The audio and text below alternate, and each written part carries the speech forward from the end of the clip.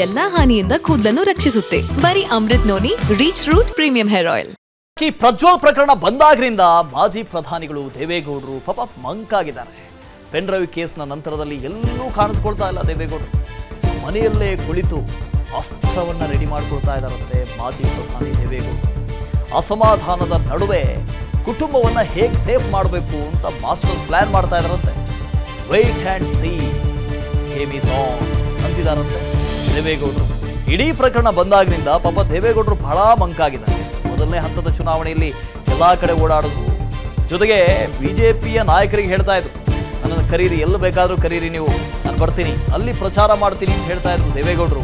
ಆದರೆ ಈ ಪ್ರಕರಣ ಬೆಳಕಿಗೆ ಬಂದಾಗಿನಿಂದ ದೇವೇಗೌಡರು ಎಲ್ಲೂ ಹೊರಬರ್ತಾ ಇಲ್ಲ. ಪಾಪ ಬಹಳ ಅವಮಾನ ಆಗಿದೆ, ಅಗೌರವ ಆಗಿದೆ. ಹಾಗಾಗಿ ಮನೆಯಲ್ಲೇ ಕೂತು ಯಾವೆಲ್ಲ ಅಸ್ತ್ರಗಳನ್ನು ರೆಡಿ ಮಾಡಬೇಕು ಅಂತ ಮಾಜಿ ಪ್ರಧಾನಿಗಳು ಪ್ಲಾನ್ ಮಾಡ್ತಾ ಇದ್ದಾರೆ.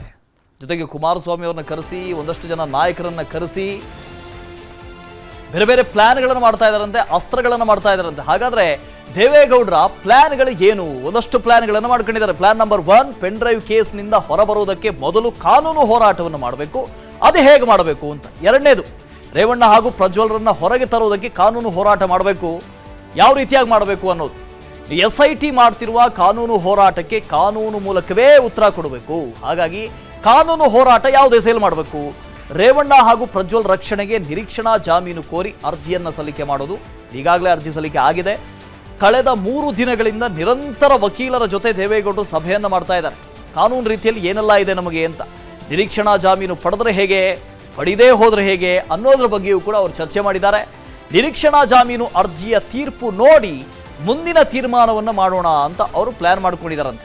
ಮಾರುತಿ ಪಾವಗಡ ಇದ್ರ ಬಗ್ಗೆ ಹೆಚ್ಚಿನ ಡೀಟೇಲ್ಸ್ ಅನ್ನು ಕೊಡ್ತಾ ಹೋಗ್ತಾರೆ. ಮಾರುತಿ ಪಾವಗಡ, ಈ ಮೊದಲನೇ ಹಂತದ ಚುನಾವಣೆ ಆದಂತಹ ಸಂದರ್ಭದಲ್ಲಿ, ಮತದಾನದ ಸಂದರ್ಭದಲ್ಲಿ ಬಹಳ ಆಕ್ಟಿವ್ ಆಗಿದ್ರು ದೇವೇಗೌಡರು. ಆದರೆ ಈ ಪ್ರಕರಣ ಬಂದಾಗಿನಿಂದ ಬಹಳ ಸೈಲೆಂಟ್ ಆಗಿದ್ದಾರೆ. ಏನೆಲ್ಲ ಪ್ಲಾನ್ಸ್ ಮಾಡ್ಕೊಳ್ತಾ ಇದ್ದಾರೆ ಅಂತ ದೇವೇಗೌಡರು?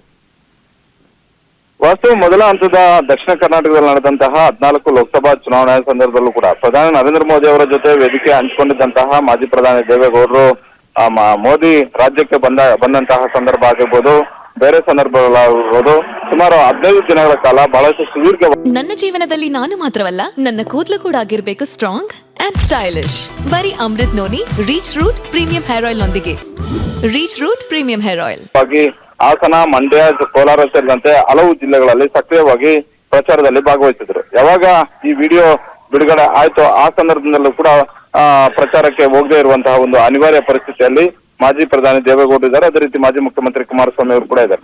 ಈ ಪ್ರಕರಣ ವಿಡಿಯೋದಲ್ಲಿ ಪ್ರಜ್ವಲ್ ಇದ್ದಾರೆ ಎನ್ನಲಾದ ಒಂದು ಪ್ರಕರಣ ಒಂದಷ್ಟು ಪಕ್ಷಕ್ಕೆ ಮುಜುಗರ ತರಿಸಿರುವಂತದ್ದು ನಿಜ. ಅದೇ ರೀತಿ ಮಾಜಿ ಪ್ರಧಾನಿ ದೇವೇಗೌಡರು ಹಾಗೂ ದೇವೇಗೌಡರ ಕುಟುಂಬಕ್ಕೂ ಕೂಡ ಒಂದಷ್ಟು ಅಸಮಾಧಾನಕ್ಕೂ ಕೂಡ ಕಾರಣ ಆಗಿದೆ. ಹೀಗಾಗಿ ನಿರಂತರ ಸಭೆಗಳನ್ನ ಮಾಡ್ತಾ ಇರುವಂತಹ ಮಾಜಿ ಪ್ರಧಾನಿ ದೇವೇಗೌಡರು ಕಳೆದ 3 ದಿನಗಳಿಂದಲೂ ಕೂಡ ಪದ್ಮನಾಭನಗರದಲ್ಲಿರುವಂತಹ ಅವರ ನಿವಾಸದಲ್ಲೇ ಇರುವಂತದ್ದು.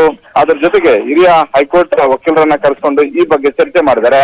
ನಮಗೆ ರಾಜಕೀಯವಾಗಿ ಕೆಲವರು ಮಾಡಿದಂತಹ ಒಂದು ಷಡ್ಯಂತ್ರ, ಅದ್ರ ಜೊತೆಗೆ ಕಾನೂನಾತ್ಮಕವಾಗಿ ಯಾವ ರೀತಿಯಾಗಿ ಹೋರಾಟವನ್ನ ಮಾಡಬೇಕು, ಯಾವ ರೀತಿಯಾಗಿ ಪ್ರಜ್ವಲ್ ರೇವಣ್ಣ ಮತ್ತೆ ರೇವಣ್ಣ ಇಬ್ಬರನ್ನು ಕೂಡ ನಿರೀಕ್ಷಣಾ ಜಾಮೀನನ್ನ ಪಡೆದು ಅದಾದ ಬಳಿಕ ಇದರ ಹಿಂದೆ ಇರುವಂತಹ ಈ ವಿಡಿಯೋ ಬಿಡುಗಡೆ ಮಾಡಿದವರು ಹಾಗೂ ಅವರ ಹಿಂದೆ ಇರುವಂತಹ ರಾಜಕಾರಣಿಗಳ ವಿರುದ್ಧ ಯಾವ ರೀತಿಯಾಗಿ ಕಾನೂನಾತ್ಮಕ ಹಾಗೂ ರಾಜಕೀಯವಾಗಿ ಹೋರಾಟ ಮಾಡಬೇಕು ಅನ್ನುವಂತಹ ಒಂದು ರೀತಿಯಲ್ಲಿ ಪ್ಲಾನ್ ಅನ್ನ ಮಾಡ್ತಿದ್ದಾರೆ ಅನ್ನುವಂತಹ ಒಂದು ಮಾಹಿತಿ ಲಭ್ಯ ಆಗಿರುವಂತದ್ದು. Okay, thank you Maruti. ಅನುಕ್ಷಣದ ಸುದ್ದಿಗಳಿಗಾಗಿ Vistara news YouTube channel subscribe ಮಾಡಿ. ಹೊಸ ಸುದ್ದಿಗಳ ನೋಟಿಫಿಕೇಶನ್ಗಾಗಿ ಬೆಲ್ ಐಕಾನ್ ಕ್ಲಿಕ್ ಮಾಡಿ. ಲೇಟೆಸ್ಟ್ ಅಪ್ಡೇಟ್ಸ್ಗಾಗಿ www.vistaranews.com ವೆಬ್ಸೈಟ್ಗೆ ವಿಸಿಟ್ ಮಾಡಿ. ಅಂಗೈಯಲ್ಲೇ ಜಗತ್ತಿನ ಸುದ್ದಿ ತಿಳಿಯಲು Vistara news Kannada app download ಮಾಡಿ.